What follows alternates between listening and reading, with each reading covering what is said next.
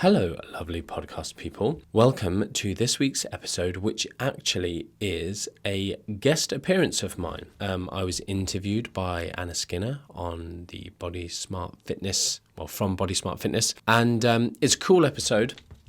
One thing I mention a few times within this podcast, I can't really fully remember exactly where and why, but it's my Dublin tour.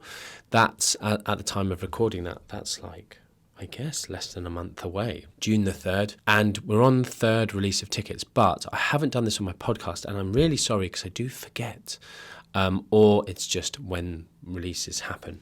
But I'm going to put a little coupon in this episode's description, just as a sweetener that you can use on those third release tickets in case something I say today and you are available on that day and in and around Dublin or can get to it. Again, Dublin hotels, my goodness, horrific. One attendee said to me, I'm only going to come until midnight at the after party because I'm flying straight back. I'm not staying over because I would have to remortgage my house to afford the hotel. And I was like, for real, I feel ya. It's an abomination.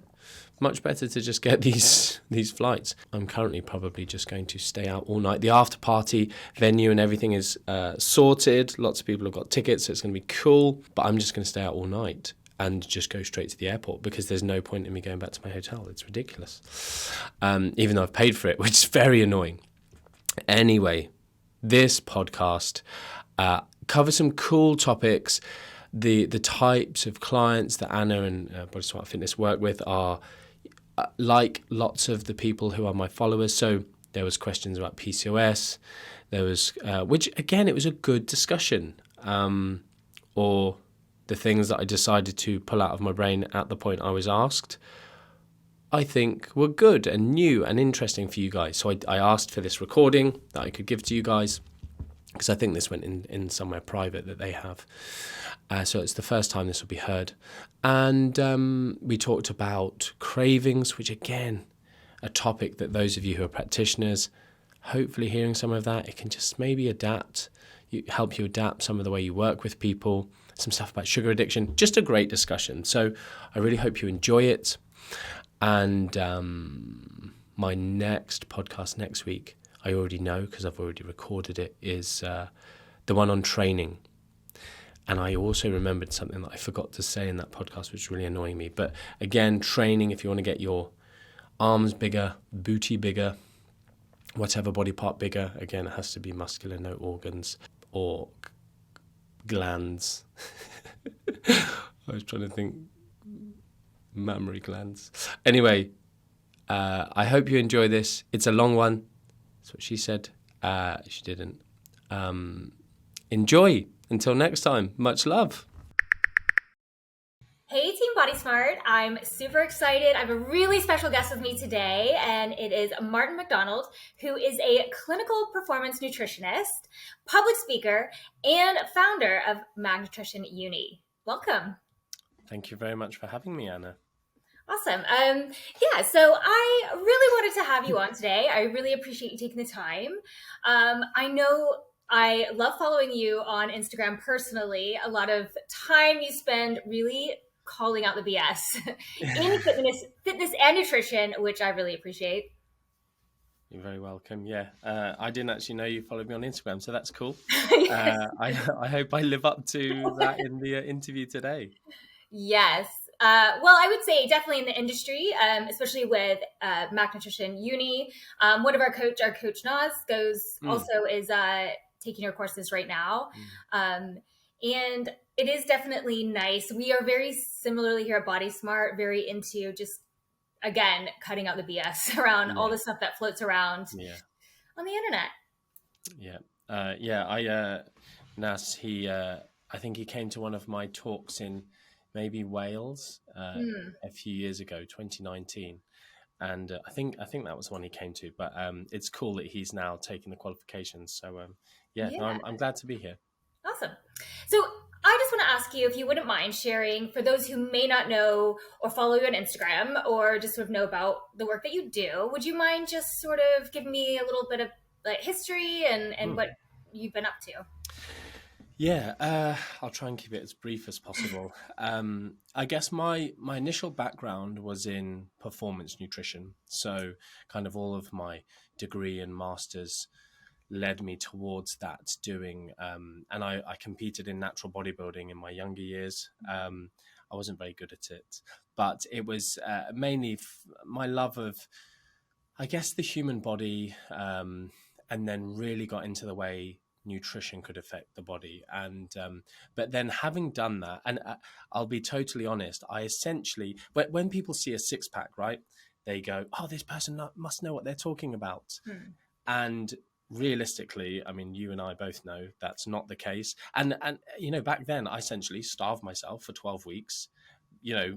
Took all my body hair off, put on a pair of speedos, and got on stage. Like, it's like, oh wow, you must be knowledgeable. It's like, no, I feel like death.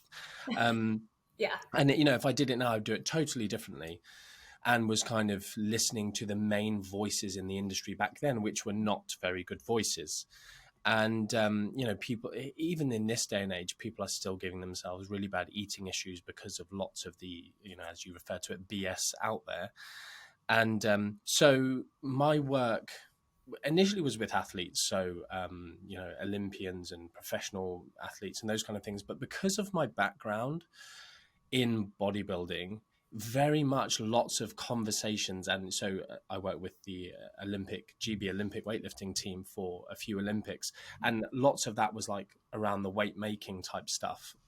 And whenever that gets kind of media interest, it then led me to, I worked with a few celebrities who wanted to get in shape, lose weight, and be strong. And my own interest in kind of weights myself kind of made me a good fit for those sorts of things. And then I think just as I matured, I wanted to help people more than I just wanted to get people jacked or get them to lift a bit more, run a bit faster. So, and just seeing people that I could help. And so that I ended up doing then a postgraduate in clinical nutrition. And that kind of just then opened this whole new avenue for, and alongside as well, my love of public speaking. And just education in general. So I was a university lecturer, Mm. and for many years, and then but some of the red tape and I didn't really like that too much, and I just love people, interacting with people. So that kind of just led me to where then having my consultancy, Mac Nutrition, and then we were working with all to kind of corporate nutrition, health nutrition, performance nutrition, and then just through social media, I guess, has led to where the present day, where educating then online, just kind of, as you said, calling out the BS, Yeah. it tends to gain traction. By mistake, really. I very much am not someone who can plan their social media. It's just, if I get annoyed at someone misleading people, it's just like a passionate thing of just like, this needs to stop. And so my personality leads me to be able to call people out, maybe even a bit ahead of my years, as it were. I maybe shouldn't have been calling out various kind of big organizations at the age I was back then. But then I think just people appreciated that kind of candidness of, Mm. when I started, really, the industry was very low fat, especially in the sport. People Yeah. might not believe this, but in the performance nutrition world, the kind of athletes, not fitness industry, um, the kind of athlete world, it's very low fat dogma. So I was kind of fighting that dogma. Whereas Mm. now I feel like, I don't know if you feel the same, but I feel like I'm fighting the low carb dogma much more than the low fat dogma. Yeah. So anyway, it just led to me then becoming a bit of an educator in the industry, educating lots of personal trainers, and then Mac Nutrition Uni, you mentioned, is our qualification that ended up being created in 2016, and that just then really is what I now do. The only nutrition I manage to do really is the education, the public speaking, rather than Mm. working with one-to-one clients. But it's still nice to be able to have, even through Instagram, I still get these testimonials. And I mentioned about the tour that Naz came on. I'm doing one in Dublin this year. And just that's my touch point of being able to, really, it's more of a hobby for me. It's on the weekends, the tour dates, and it's never there as like a business thing. It's very much Right. just for me to break even, to be able to pay for all the venue and the food and everything for Mm. everyone, and then just to get to meet people. And I guess I feel like it's a bit giving back, but I just very much enjoy it, the kind of making the education enjoyable. And then the day job now, to bring us up to date, is really just the qualification and the teaching on that. Nice. Well, it's you've been able to scale things to where you can help more and more people, not only us as coaches, as trainers and things like that, but then with your public speaking and helping even the general public. Like you mentioned, I believe June 3rd is a date you have in Dublin. Yes, June 3rd in Dublin. Yeah, so it's I think it's a public holiday there, bank holiday. So it's always nice because we always put on we call it an after party, but essentially a social aspect after because it's a full day of talks, and really it's the culmination of everything from working with private clients over 10 years of what I think people need to know. And I think because of COVID, lots of stuff, I was New York and Toronto and Dublin was supposed to happen in 2020. So it's the first one back. So there's some content that I need to update in terms of making it relevant. Like what's the loudest thing at the minute in terms of that people are being misled on. And so things like continuous glucose monitoring and personalized nutrition and some of the gut health stuff that's really just confusing people, misleading people, lots of people out to make money instead of help people. Yeah, I would agree. Well, also, I will pop that info when I bring this out. So any of our clients watching, I will link that as well. Cool. All right. Well, do you know what? I kind of picked a few questions I wanted to ask you. Now, these are things that I see you talk about online, and also things that I know some of our clients, I talk to them about. I see it. I see that the thing, the issues and things like that. So I'm just going to dive right in. Sure. Okay, the first one is, and one I know that you're pretty passionate about and that you talk about quite a bit, is PCOS. And specifically, there's so much about PCOS diets and misinformation around nutrition. Yeah. And I'd love for you to talk a little bit about that maybe and just share some actual evidence-based, helpful advice. Sure. Yeah. God, an absolute minefield. I suppose I'll just start with, like you said there, about some of the misinformation. I think very much with PCOS, over the years of educating people and, like you said, educating trainers, it's quite nice to hear about the successes that they are then having with their clients. I sort of like living vicariously through their success because it's really nice. I think, you'll know this when you help people. It's just, you get that, sense of accomplishment. Whereas not working with clients now, I don't get that nice, warm feeling always that you get. I do miss it, but being able to, people will send me, thank you so much, or we'll get posts in the mentoring lab, thank you so much, my client's just had a baby, she didn't think she'd be able to, she had PCOS and I've implemented the advice. And the thing that strikes me so often is the simplification of the advice is often what helps these people. So I'll talk about some of the maybe high level, and people really want that golden ticket, that magic key, that special supplement. And it's not sexy. And this is something that we teach from Nutrition Uni, is you still need to make boring stuff or simple stuff sexy. So if you just go, eat some vegetables, people just I've tried that, and sometimes they actually haven't. But it's also making sure you're talking about stuff that really helps their situation. So with PCOS, there's a general understanding that maybe there's something to do with carbohydrates there. There's this inherent insulin resistance in individuals with PCOS. So if you match a group of individuals with PCOS and a group of individuals without, but at the same BMI, and I'm not going to go into the issues with BMI, but I think most people, probably lots of your clients, listen to you and know that it's probably not the best thing, but it's as a crude measure. Even if we match them for body fat levels, the individuals with PCOS would have higher insulin resistance. So there is this innate elevated insulin resistance. And so, and typically people are like, okay, there's some interaction with carbohydrate. Now, the problem is often people go, carbohydrates make you insulin resistant, which is not true. Categorically incorrect. There's also this idea that if you're insulin resistant, you cannot eat carbohydrate, which again is incorrect. I've done some quite high level debates that are online. People can Google those. About kind of like keto zealots, low carb zealots, like leaders in this industry, professors who are like, everyone needs to be keto. It's the only thing that's going to help them. And, they're not able to cite a single study and even admit it. The research doesn't support this, but this is the answer. And I'm like, what are you basing that on? And essentially, it's personal opinion, it's personal experience, it's a belief. It becomes a religion. And I'm not anti-keto, which is kind of the point I'm going to make here is I'm not anti-keto. So eating a ketogenic diet with a very, very low carbohydrate content. If it's something that genuinely helps someone and really, my belief is it doesn't suit anyone. People fool themselves into thinking it does, and they have friends who are keto and they're part of Facebook groups who are all keto. So if they stop being keto, they kind of lose all their friends, which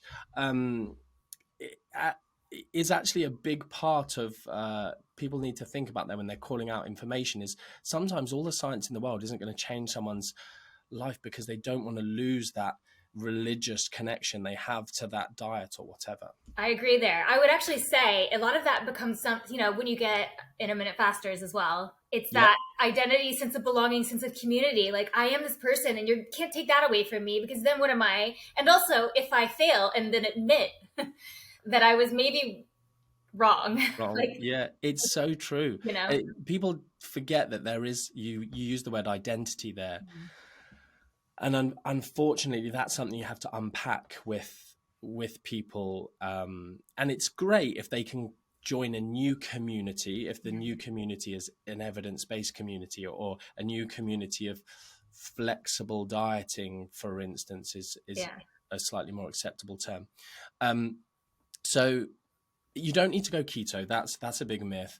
I've done posts on my Instagram about the kind of dairy myth, the gluten myth. So there's really no evidence at all that in groups of individuals with PCOS that going dairy free or gluten free will improve their symptoms, their diet, their prognosis. There is one study on, I think it was a dairy-free, gluten-free diet in a small group of individuals. It's the only study that exists, and it's the one that always gets referenced.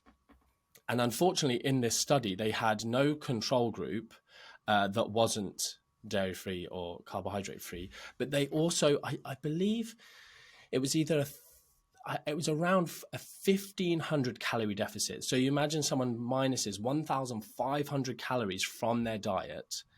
And we know that the one thing that may help an individual with high levels of body fat who has PCOS is losing body fat. Yeah. So you restrict energy by that amount, they're going to get better. So in this study, they showed, and what was also interesting in this study was it was dairy free, but they allowed them, I can't remember how many grams, but every single day they were allowed a certain number of grams. I think it might have been 50 grams of full fat cheese, which I'm like, well, it's not a dairy free diet then. But also it's kind of cool. It's like, yeah, eat some cheese and it's happy days. Most clients that I've worked with where I tell them they can eat cheese, they're like, I love you. Yeah. I actually did an Instagram video. I don't know if you saw it, but pretending that people were throwing like their bras at me when I told them they could eat cheese and bread. Cheese is great. So, so those are some key myths with regards to PCOS. So coming on to like advice that is helpful. I don't typically like the word moderate or moderation because moderation to one person it means something very different to someone else. So you often hear kind of, and I'll even use this term as well, like moderate your carbohydrate intake, but it's not overly helpful. But what we're talking about is potentially reducing the amount that you have. So, but it's not even necessarily cutting out. So often when people are maybe focused on calories and even potentially a bit over focused on calories, they're picking something like low-fat popcorn, just like, oh, this is a low-calorie snack. Not overly nutritious and certainly not bad for you, but it's a very purely carbohydrate snack. The reason I mentioned it's not overly nutritious is fruit. There might be something helpful with regards to fruit in PCOS, maybe, Right. but so I don't pick that one as a very kind of mostly carbohydrate snack. But something like low calorie popcorn, someone might be like, it's low calorie, it's easy, it's snacky. Swapping that for something like, for instance, nuts, is will lower the percentage of carbohydrate in your diet overall. And this is what the researchers looked at. Like, you can get statistically significant, measurable improvements in various domains of PCOS through reducing your carbohydrate intake to 43% of your energy intake. That, I'm thinking of one, I think it's Moran et al. Study. And when you talk about that, it's like, geez, that's not low carb. People cite that study and go, you need to go low carb. And it's like 40, that's almost half my calories from carbs. It's not a low carb diet. It's not certainly not a keto diet. But it is something like, okay. But then if you are someone who needs to lose body fat to improve insulin resistance, let's say you've let your body weight track up over time and it's worsening a PCOS, and you think, I've not been good with my exercise, I've not been good with my eating, I want to just improve those in general. Well, we need to also, so energy intake is another one in that situation, which is going to help. So it might be a case of simple portion sizes. So the reason I'm saying this second is because when you go popcorn to nuts, you're like, oh, well, that's adding in loads of extra calories. But it's a case of, but it's something that will specifically improve PCOS, and we can look to remove calories from elsewhere. So if you're eating, rice or potato or something, you don't need to cut it out of the meal, but we're just going to reduce the portion size of those down, fill it up with some fibrous veg for food volume, for instance. And then the other one that's, or an even potentially better one, and this is probably the least sexy advice you can ever give someone. And I guess it's probably one of those things, it's the least I don't know if the word's accepted, or essentially when you go, include more chickpeas and lentils in your diet, people are like, oh my God. Even me, if someone says that to me, I'm like, no, like, I'm not going to. And for me, because we could all do better with consuming more legumes. They're inherently healthy. They're just something really as a Western diet that we've just kind of lost. I would agree. The consumption of. It's like, even if you're someone like a healthy, clean, I hate the word clean eater, but if you're a clean eater, people like whole grain rice, sweet potato is probably the most exotic thing, and it's like, we just have forgotten these kind of, all of the legumes that exist out there, and even just cooking. I was an okay cook, but I still wouldn't cook with them. So for me now, it's like if I have prep meals, so I have a prep meal company that I use regularly, and I will specifically pick the meals where they have, a range of those different, even just like more exotic grains, partly because of just the different fiber types you get from those things. And we know even some of the fibers within those, if you look at the research, even like flaxseed and linseed is the thing that you'll see come up. Some of the specific, they're called lignans in those foods. This is where you can kind of make the advice a bit more sexy. Right. There's a physiological reason they might help with PCOS, which is we get those and then they're binding to, or that they're increasing sex hormone binding globulin, which is something that if there's lower levels of that, we get higher free testosterone, and some of the negative effects, so like facial hair growth, acne, these kind of things that individuals with PCOS get, we can actually impact and improve those things through consuming those foods. So when it's like, if I could give you a chickpea tablet, or I give someone with PCOS chickpea, they would take it. If I go, take this tablet, it does this, people will be like, all day, give me them all.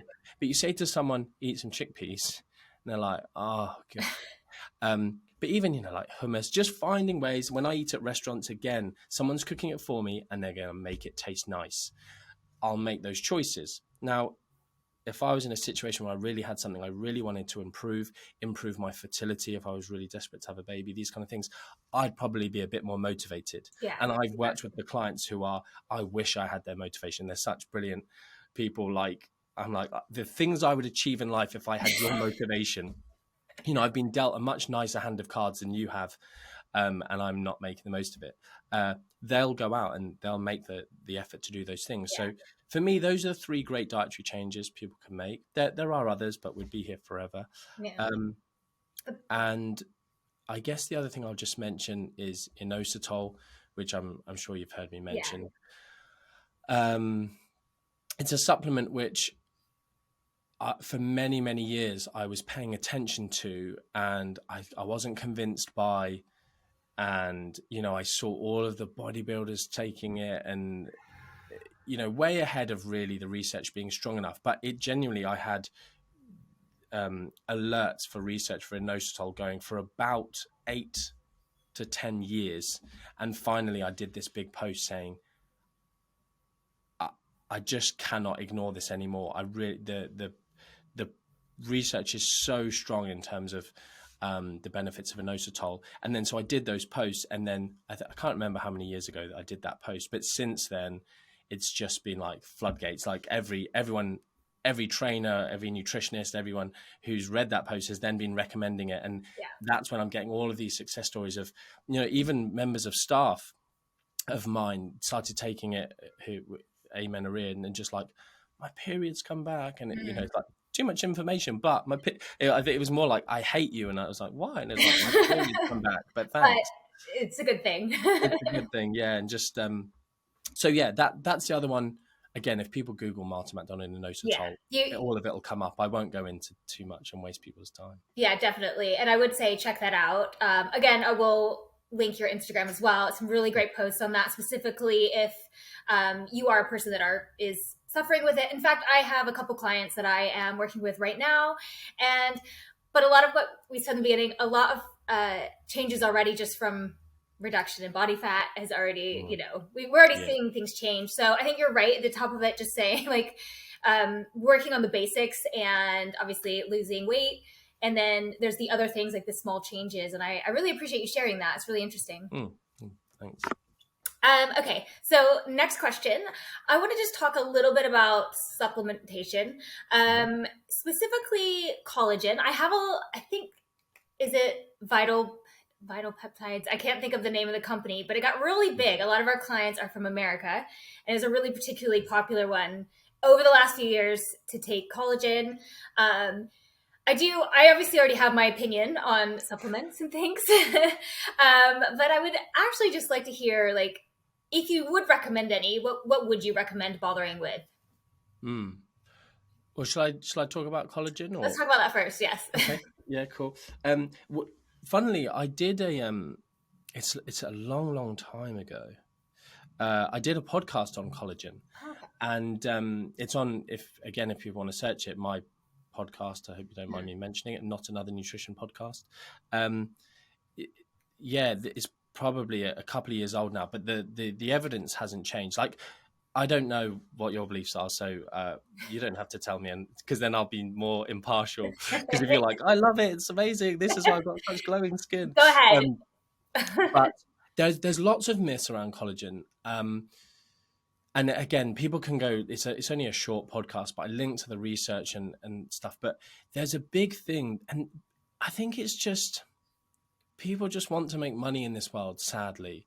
And it's a bit like CBD. I think that was massive in America. When I went to California, it was just everywhere. It is. And the research is not there, but the claims are ridiculous in terms of what it apparently can do. And the same with collagen. So people talking about gut health. I don't even really know where that came from, but obviously with gut health being such a big buzzword, you just go, oh, this supplement helps gut health, and then just everyone buys it. So probably one of the reasons. people would, oh, you should have bone broth because of collagen. And again, it's just not a great source of collagen, very hit and miss. Collagen supplements, I don't know that company that you mentioned, but they're very, very expensive, hugely overpriced for what it is. Like you can just go online and buy bulk collagen and it's cheap. And it's no different from the collagen you're getting in that fancy, shiny, often, what do they call it? Is it the female tax or the women's tax or something? Just anything that's a female Yeah, and they tax. make it like pink because Pink. obviously we'll like That, it more. yeah. So that's what I was about to say. It'll be like a shiny pink label, and it'll be like improve your hair, skin, nails, da da da, and it'll be mega expensive. And again, the placebo of buying something expensive, it works. People think it'll be better, so they buy it. Now, collagen and gelatin, which can be found everywhere. Like I'm a massive, massive gummy sweet fan. Like I eat so many gummy sweets. And like there's so much gelatin in those. And the bioavailability of them both is like very, very similar. And so realistically as well, there's an argument. Again, on that podcast, actually in the show notes, I linked to a recipe by a researcher who's done lots of stuff on collagen. And he actually created a recipe to make your own collagen gelatin cubes. They're just like basically jelly cubes. Yeah. And there's like 16 grams of collagen per, or I can't remember which one it is, per cube. And it's like 100th of the price of you're paying for these expensive supplements. Yeah. Now, coming on to what it actually does, the evidence isn't there for it improving your hair. The evidence isn't there for it improving your nails. The evidence isn't there for it doing anything for your gut. There is weirdly, and this was one thing, because I just had so many listener questions about it. And I had sort of seen murmurings and I seen it being big, but I hadn't done any good digging. And obviously, I'm not a dermatologist. It's not an area where I have had loads of clients like, I want to make my skin nicer. Yeah. And so I've done loads of research, but I ended up just doing all of this and actually digging into that.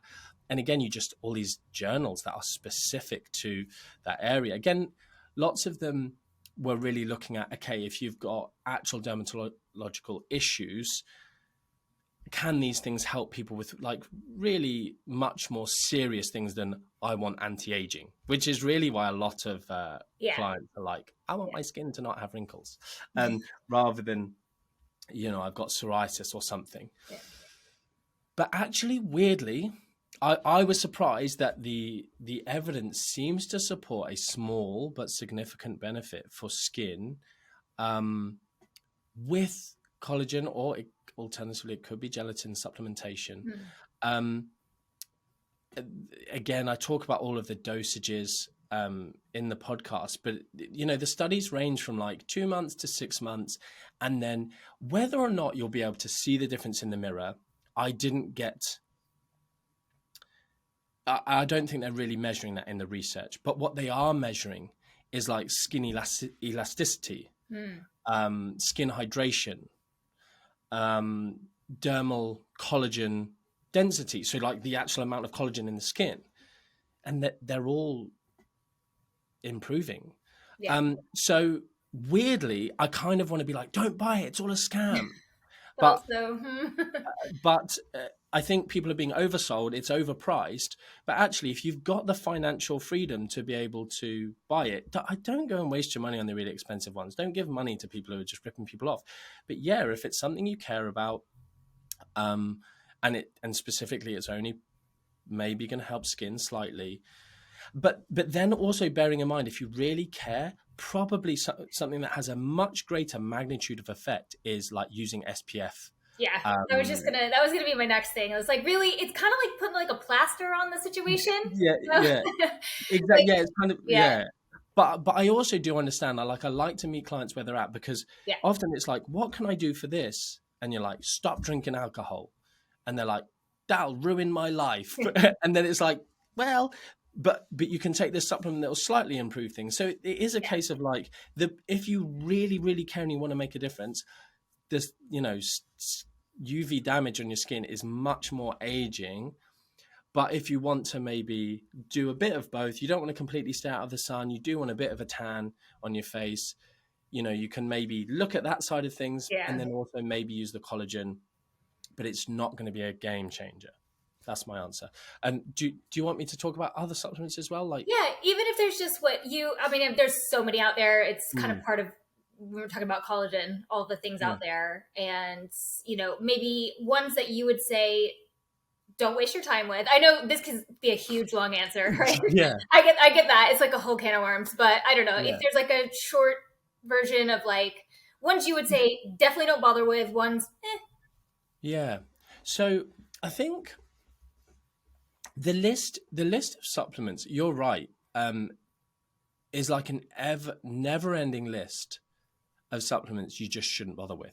Like there's just going to be a new one tomorrow that I miss.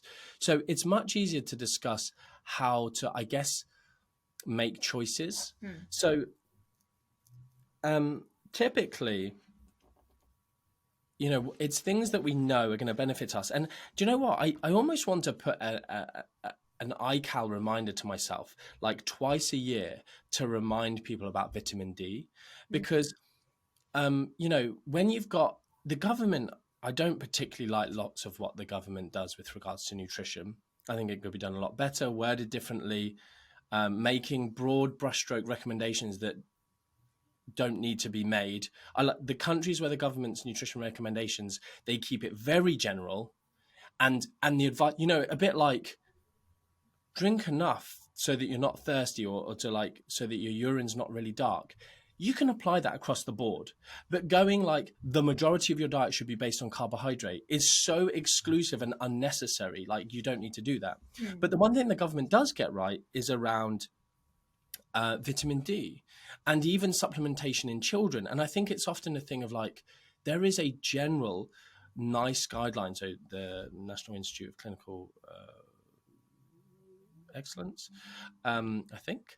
But basically, very, very well respected in terms of where we get our clinical guidance from, of giving young children vitamin D supplementation. And it's very, very easy to forget. If your children are ones that don't have fortified cereal, or your cereal's not fortified,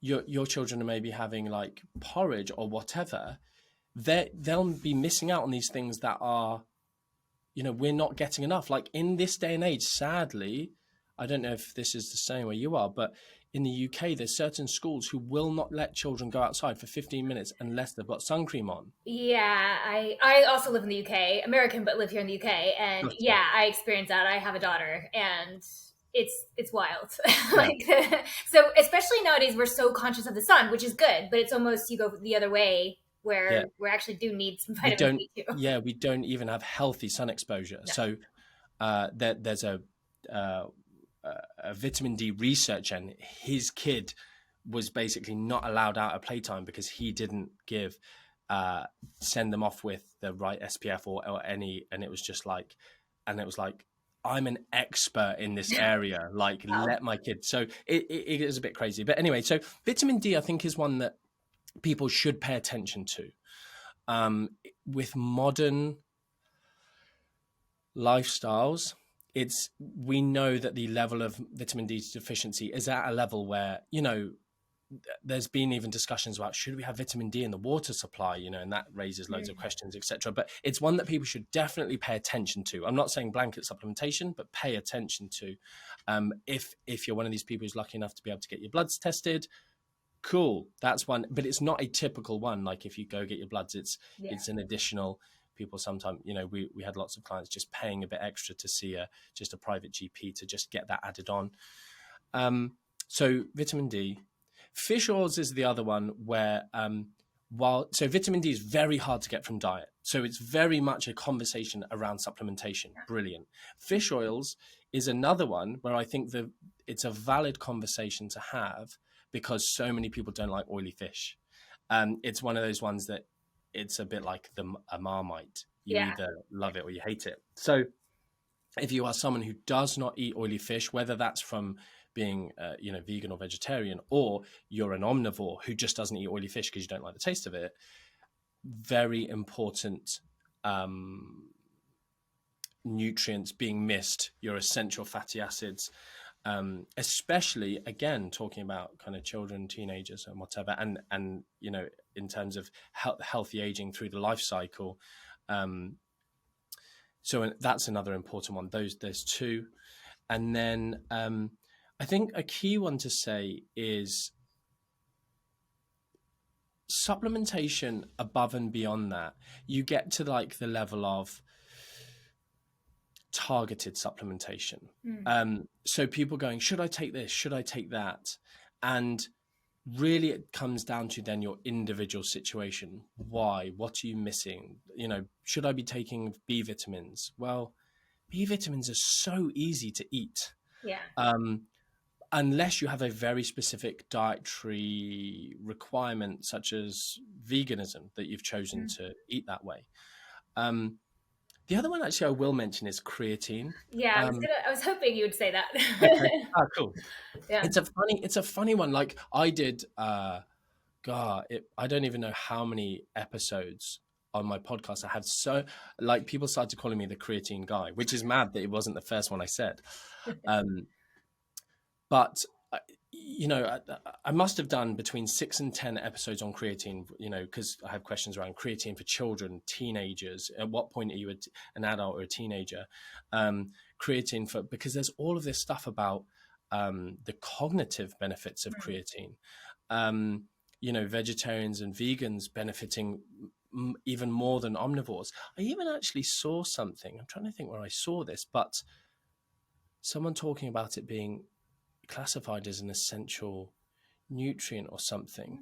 I'll actually have to come back to you on that because I don't know if it was just a bit of someone's just ramblings. Right. But at the same time, because it's so important, we have creatine stores in our brain as well as our muscles. Typically, it's like, oh, I want to get big and strong, so I'm going to take creatine.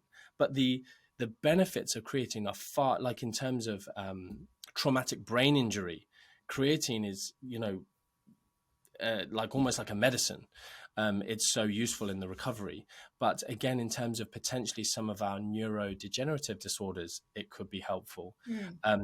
Sleep deprivation, which again, just modern lifestyles is impacting cognitive function. Creatine can undermine that. So like new mothers and fathers with sleep deprivation, creatine could be a helpful thing there. So honestly, the impact of it is so wide ranging that it's just one of those things that I probably would almost blanket supplement someone. But like if someone came to me and it was like, I want to get healthy, I want to get stronger, I want to get leaner, I want to get faster. Like what creatine does for you, it's a bit like going, you want to spend 10 weeks in the gym doing this and then you want to maintain for the rest of your life. Do you want to achieve this or this?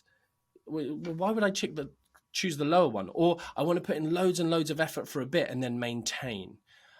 Okay, do you want to do that quicker or do you want it to take longer? Yeah, well, why would I choose the quicker or longer? Okay, well, I have a completely natural, healthy way you can do that, and it's called creatine. You'll get more bang for your buck out of every gym session because you're taking it.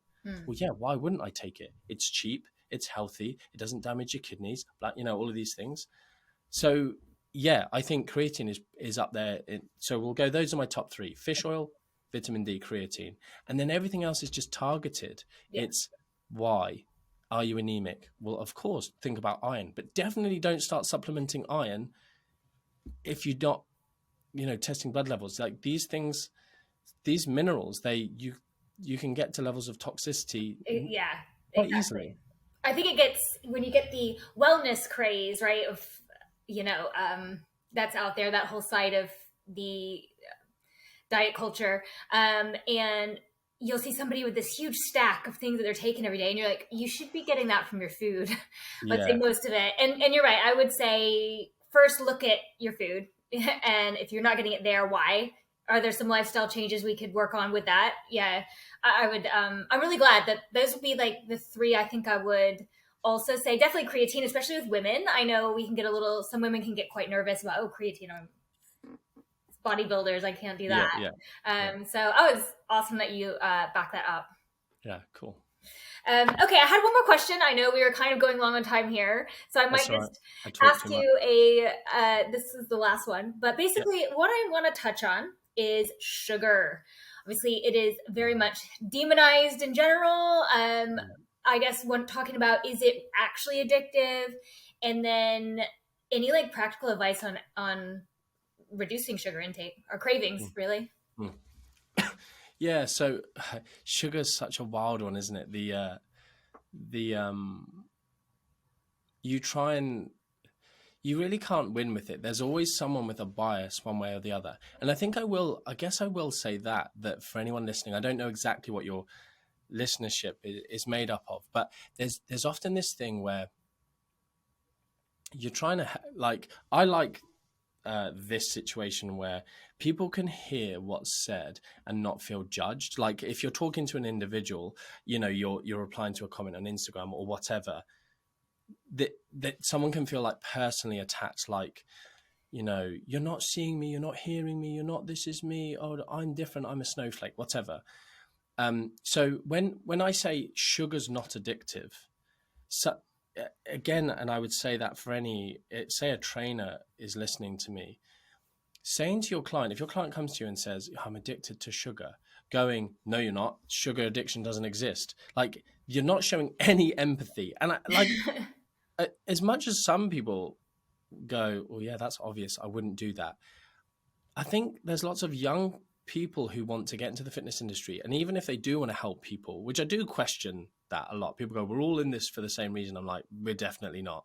There's a lot of people in this industry who are not in this for the right reasons. Yeah. But it's even just a lack of understanding. And I think as a young person in the industry, I would have loved to have the mentors that exist today when I started in the industry, because the people that I would have looked up to or learned from were just some of them just quite terrible human beings. I'll be frank. Yeah. Just out there to make money and be famous and whatever. And so you're not really taught empathy. You're not really taught to sort of meet clients where they're at. It's just like, oh, the whole, everyone's got 24 hours in the day, or why can't you just prep your food? And it's just like, it's just how bad you want it. And it's like, oh my goodness, like, you have no idea. But anyway, I'm going off topic. So sugar addiction really doesn't exist. It might feel for some people like they are addicted to it. And that's, I think, part of what the second part of your question speaks to. It's something we need to deal with. So there's just no physiological dependence. So I think one thing that can be quite freeing for people is if they get too in their head and they go, I'm really craving sugar. Do you think that's my body telling me I need it? Maybe I'm not getting enough. Maybe it's bad for me. And it's like, look, buddy, no, you're not deficient in sugar. That's not a thing. So you can convince yourself of some silly things sometimes, but this whole idea, you've got these horrendous people. I won't name them because I don't know, your view, your sort of. I don't want to make you feel uncomfortable, but I call people out a lot. But there's certain American doctors who are very, very famous who sugar's as addictive as cocaine, and it's like, oh my goodness, the rubbish that you are spouting is unbelievable. And the difference between, like, sugar, we do have this innate liking for it. Like, you are born with a pleasure center in your brain that lights up when you have sugar. You're a human. So, and that's turned on to a lesser or greater extent in individuals. But, and drugs will hijack those centers. But it's very different. The way to treat someone for a drug addiction is you remove that drug, and then eventually that the dependence is removed. When we go, people go, oh, you can get, these animal studies where people are, addicted to sugar. They show these addictive behaviors. What they do to those animals is they give them all of this junk food and this kind of cafeteria diet, this high sugar. The other thing to bear in mind is a lot of people mix up sugar with high sugar, high fat. So they go donut sugar. It's like, it's not sugar. It's not a sugar cube. It's high sugar, high fat, which is a very different, that probably is addictive as cocaine. The pleasure centers are much more activated by that, but it's not addiction. It does give us this pleasure, and there's in the animal research, the way that you can create those addictive behaviors is by removing it from them and then giving it back to them, and they binge. And I think that's a key thing with, if we talk about methods to improve cravings. Cravings, unfortunately, is a very it's not a defined term. Yeah. But I think we're all kind of roughly aware of what we mean by it. And so one of the issues that you can have is the removal of sugar can lead to more addictive-like behaviors and more binging episodes. Now, I came up with this phrase, which actually someone who's going on to do a research project actually was like, I'm going to use that with it as part of my kind of research project proposal. It's to do with psychology, but your perception, so how you think of your perception of restriction dictates its impact. So if you're able to go, well, so you do the bad scenario first. I'm not allowed insert food, sugar, or foods containing sugar, versus, I'm choosing not to have, so I'll use myself as an example. I did a diet. I was eating porridge as one of the meals. A friend was like, oh, have you ever tried, I think it was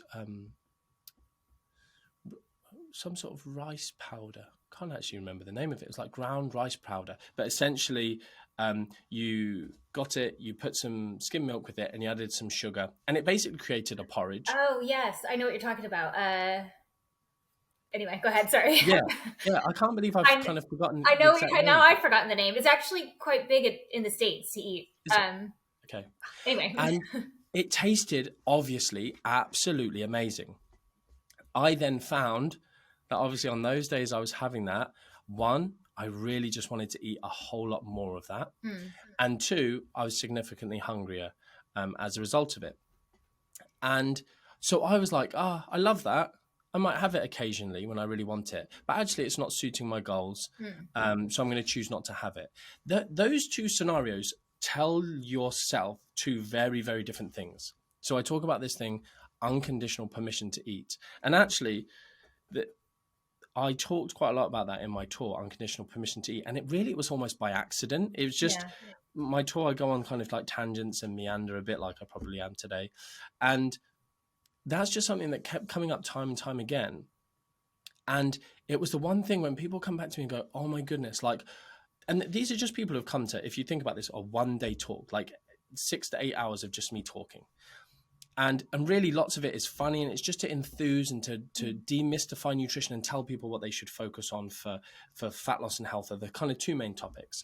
And people going 6 months later, hi, you don't know me, but I came to your talk in Melbourne and I've lost 30 kilos. And I'm like, what?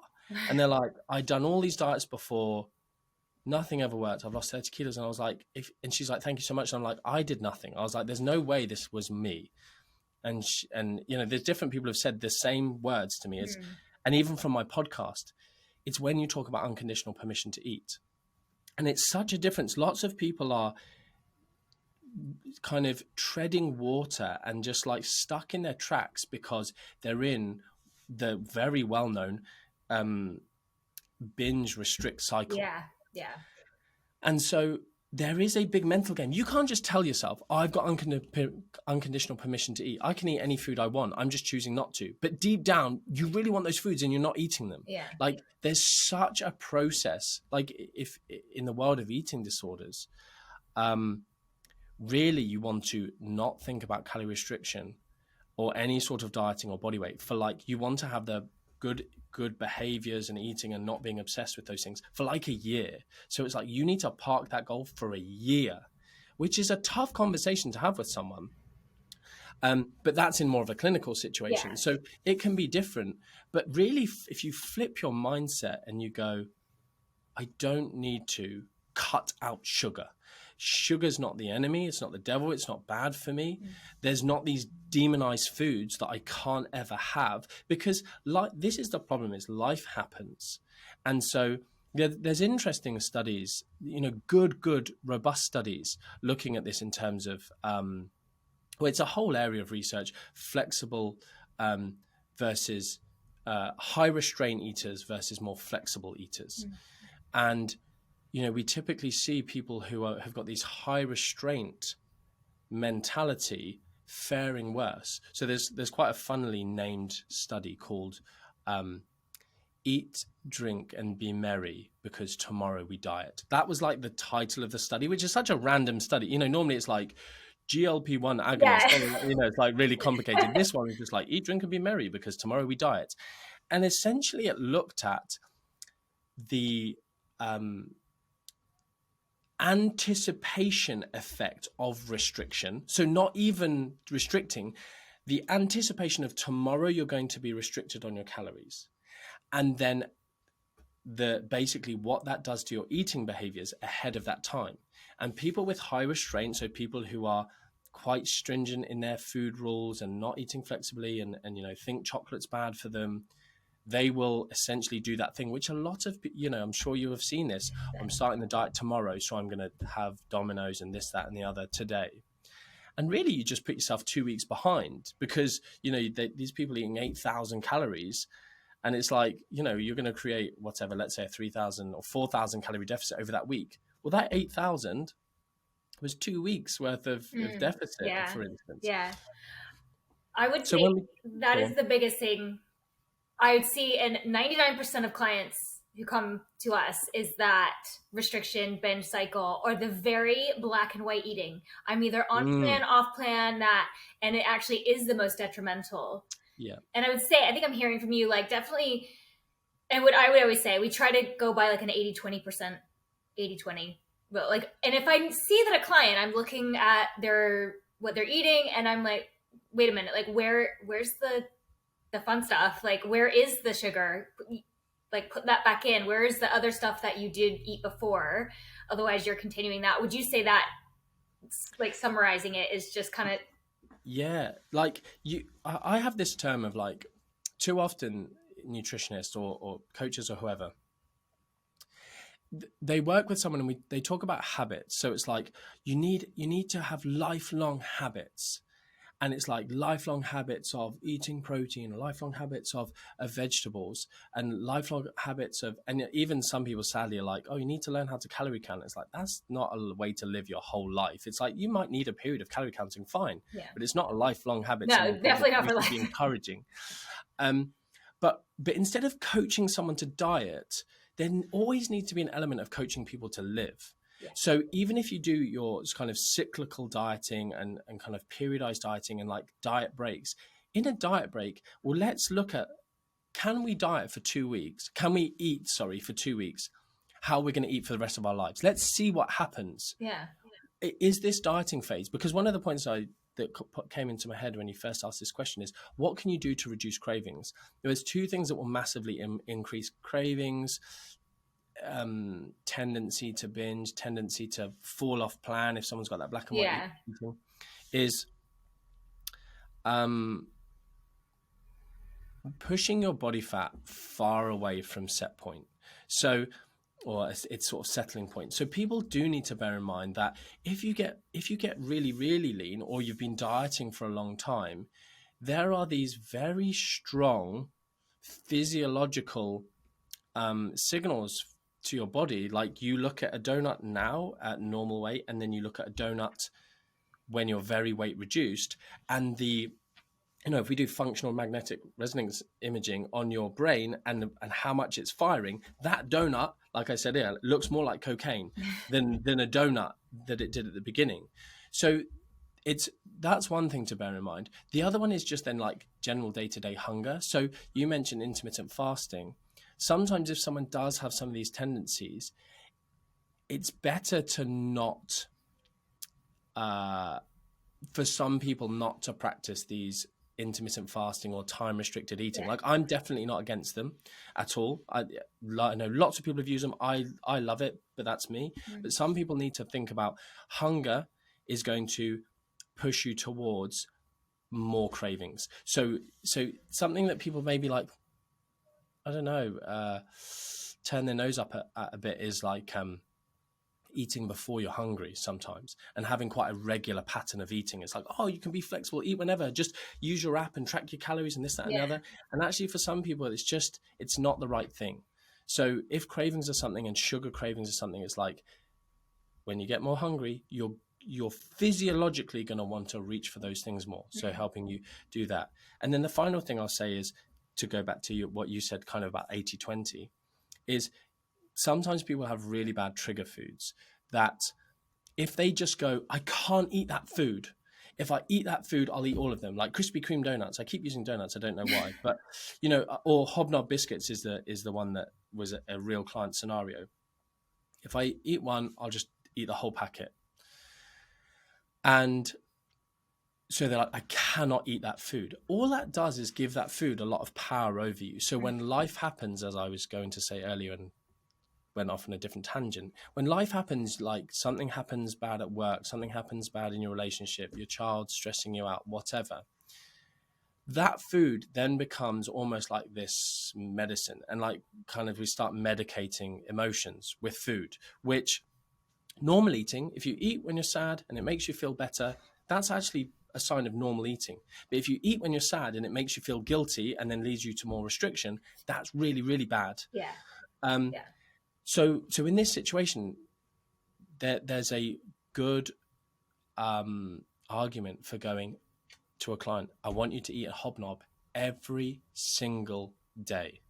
And they're like, you must be crazy. It's like, no. And because the problem is they go, oh, it's been a good day today. Why was it good? Because I didn't eat a Hobnob. Oh, it's been a bad day today. Why was it a bad day? Because I ate a Hobnob. Yeah. And you go, how do you feel? I feel really motivated today. I don't need the Hobnob. I'm on top of the world. And you say to them, eat the Hobnob. And they're like, what? Do they have Hobnobs in America? Basically, it's a chocolate biscuit. Yeah, I know what they are, but they are Yeah. actually delicious. But yes, I don't think we have them. Okay, so just like a chocolate biscuit. But you say, eat the Hobnob, and they're like, what? And you're like, eat the damn Hobnob and do as you're told. That's not how you talk to a client. But that's essentially, you say, just eat the Hobnob today. And they're like, okay, they eat it. And they feel like, I'm on top of the world. I've got willpower. They eat it. They may end up eating a lot more of them. And you go, doesn't matter. We're sticking to the plan. Next day, eat the Hobnob. I know, but I ate 4 and you only told me to eat 1. Don't care. Eat 1 Hobnob. Okay, they eat 1. They eat 3 of Hobnobs. Eat a Hobnob. By week, whatever, by day 30, they have that bad day. They don't go, and this happens. Like the Hobnob is no longer this special thing that I can't have. It doesn't have this secret allure of like, it's this special naughty food. It's just a Hobnob. I have them every day. If you can get a client to that point, they are winning at life and you are winning as a coach. So there is an argument for just putting it back in every single day. And then, eventually once it's just like, I'll have a Hobnob when I want one or I don't want one, fine. But it truly needs, like, the client has to be honest with themselves. Are they truly, because sometimes you will get clients who lie to themselves, like we all do it. And they'll go, yeah, I'm ready to stop having the Hobnob every day. But they're not. And it's just a process. Yeah. But yeah, so that's my final tip on cravings. Brilliant. Well, thank you so much. Today has been really great. And it's been so good chatting with you. I really appreciate it. Yeah, thanks very much. I really enjoyed it.